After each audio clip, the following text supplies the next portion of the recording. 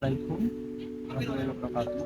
Saya Ian Wildan dan Sevi dari kelompok 8 dengan instrumen pengukuran modalitas belajar.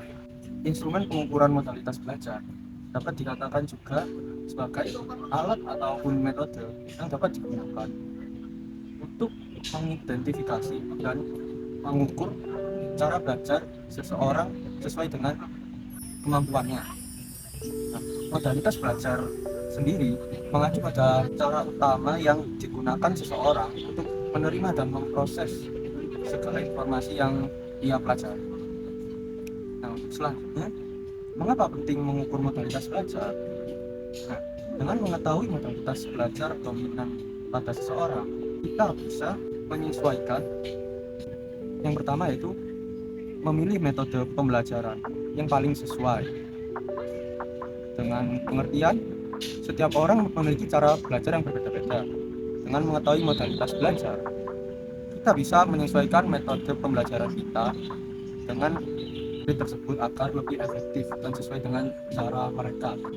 Contoh lainnya seperti jika seseorang dominan dengan cara belajar visual, maka presentasi dengan banyak gambar akan lebih memudahkan mereka untuk memahaminya dibanding dengan penjelasan secara verbal saja.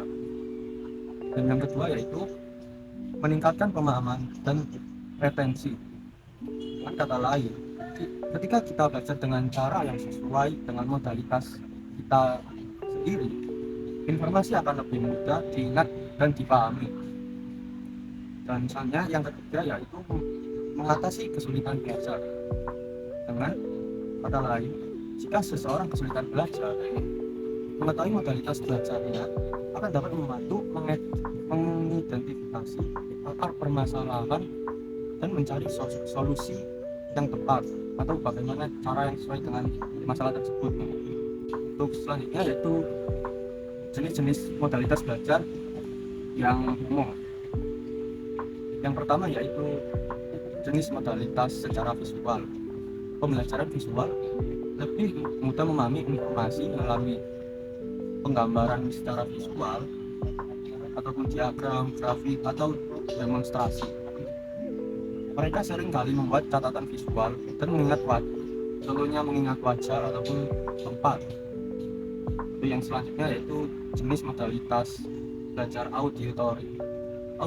Auditory lebih suka pembelajaran auditory lebih mengarah ke kebiasaan mendengarkan informasi secara auditory.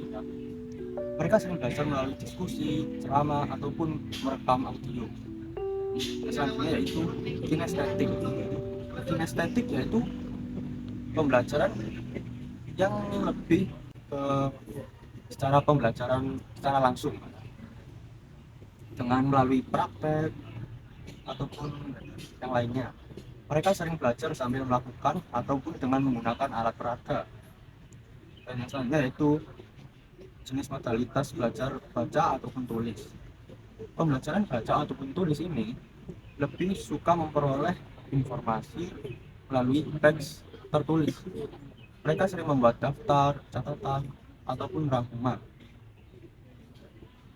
Yang Muhammad Sevi, di sini saya akan menerangkan tentang lanjutannya, yaitu contoh instrumen pengukuran modalitas belajar.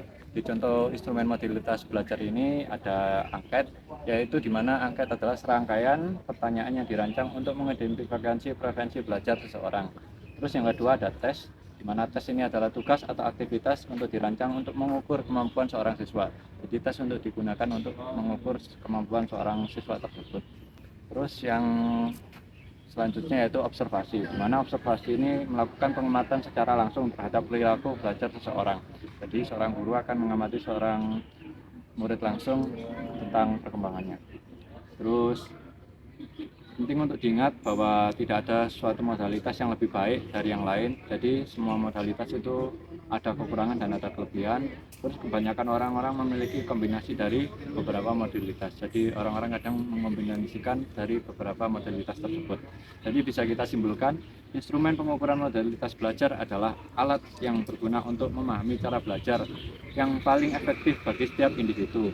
Dengan mengetahui modalitas belajar, kita dapat meningkatkan kualitas pembelajaran dan mencapai hasil yang lebih baik.